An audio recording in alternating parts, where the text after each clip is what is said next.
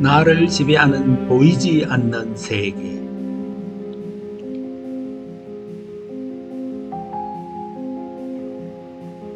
중력, 공기, 전파, 병균. 이것들의 공통점은 눈에 보이지 않지만 존재하며 우리 삶에 매우 지대한 영향을 미치고 있다는 사실입니다. 공기. 5분만 들이키지 못하면 사막 내지 식물인간이 됩니다.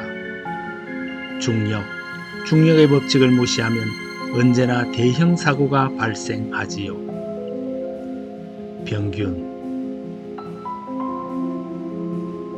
지금부터 170년 전만 해도 사람들은 병균의 존재를 모르고 살았습니다. 병균이 눈에 보이지도 느껴지지도 않았기 때문이지요.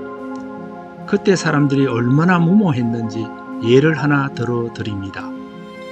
1840년대 오스트리아의 의사 이그나즈 젬멜바이스 씨는 병원에 입원한 산모들의 사망률이 집에서 아기를 출산한 산모들보다 높은 것에 의문을 가지게 되었습니다. 왜 가정에서 출산을 하는 산모들보다 병원에 입원한 산모들이 더 많이 죽을까? 원인을 조사해 본 결과 놀랍게도 그 당시 의사들은 죽은 시체를 검시한 후에 손도 씻지 않고 산모들을 만졌던 것입니다. 즉 병균의 존재에 대해서 무지했기 때문에 일어난 일입니다.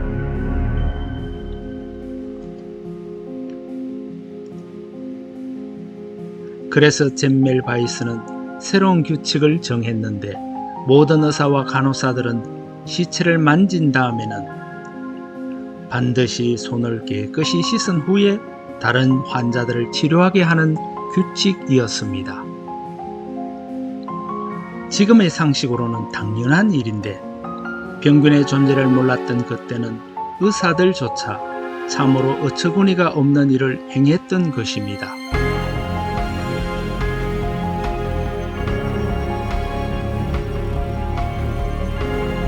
하지만 21세기 첨단 과학의 시대를 살아가는 우리들도 보이지 않는 세계가 현실 세계를 지배하고 있다는 사실에 대하여 알지 못하여 어처구니 없는 피해를 당하며 살아가는 사람이 많습니다.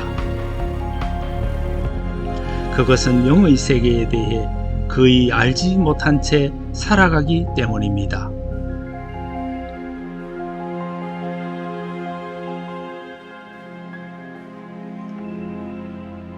그대여 영의 세계는 분명히 존재합니다. 그것도 현실 세계에 막대한 영향력을 미치며 존재합니다. 영의 세계가 존재하지 않는다면 모든 종교는 사기요, 조상에게 지낸다고 하는 모든 제사도 당장 치워버려야 할 것입니다. 제사를 지내면 조상의 영혼이 오는 것이 아닙니다. 조상과 관계없는 다른 영이 옵니다.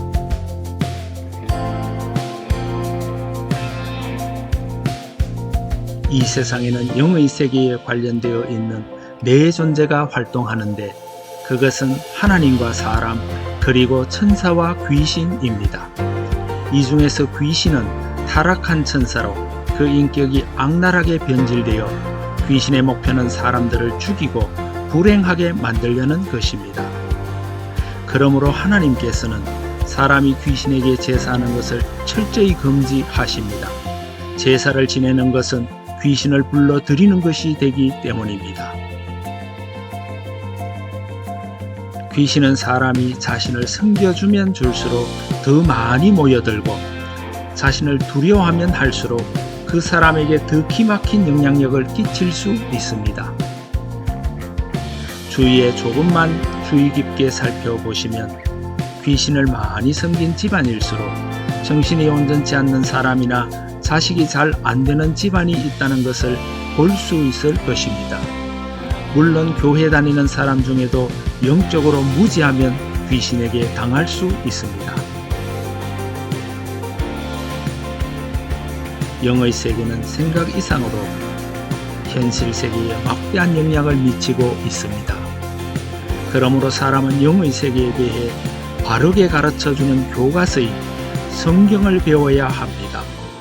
그리고 당신이 하실 첫 번째 일은 그 당시 의사들이 영문을 몰랐지만 젬멜바이스가 만든 규칙을 지켜 사망률을 낮추었듯이 성경이 명령하는 영의 세계와 관련된 규칙들을 지키는 것입니다.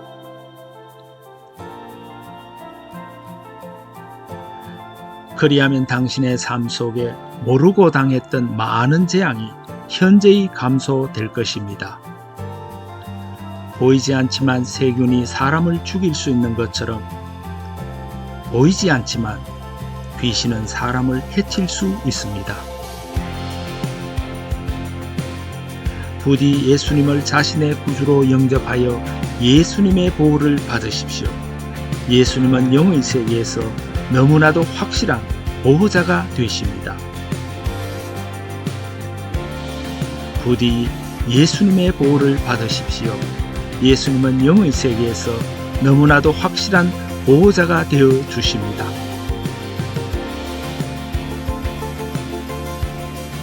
마가복음 3장 11절 말씀. 더러운 귀신들도 어느 때든지 예수를 보면 그 앞에 엎드려 부르짖어 이르되 당신은 하나님의 아들이니이다 하니